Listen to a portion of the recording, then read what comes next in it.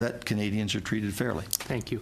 To the Justice Minister, C-45 retains a criminalized approach to cannabis in many respects, including possession limits, cultivation restrictions, and selling offences.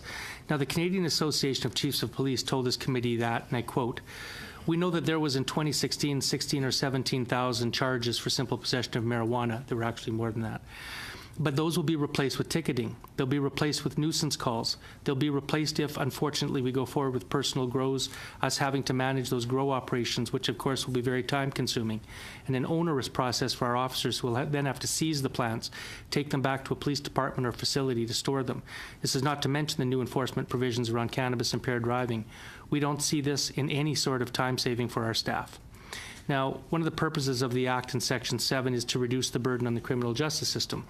So given that law enforcement agencies believe that the proposed framework will not reduce enforcement activities, and given that your government recently announced plans to spend an additional $274 million on cannabis enforcement, how exactly will Bill C-45 reduce the burden on the criminal justice system?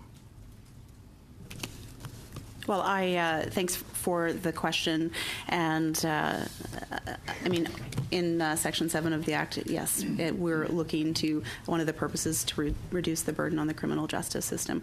We, in the Cannabis Act, have introduced a series of penalties that run the gamut or the spectrum in terms of from ticketing up to serious indictable offenses.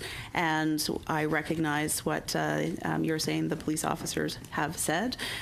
We are committed in terms of bringing in the Cannabis Act to ensure, one, as Minister Goodale spoke about, that we provide law enforcement officers with all of the necessary tools that they will require, from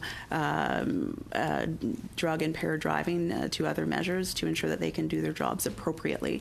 We're going to continue to work with our counterparts in the provinces and territories to provide them with the support that they need, as well as continue to work with municipal governments. I think that the spectrum from ticketing up to the realities of the more serious offenses that might result will contribute to a reduction in the use of court times, particularly where this involves younger people, where this involves the less serious charges between 30 and 50 grams of cannabis possession. There are alternatives than going through the regular criminal justice system. Sound that it'll reduce the burden. Time's up, Mr. Davies. Thank you. Thanks very much. We go to Dr. Elson.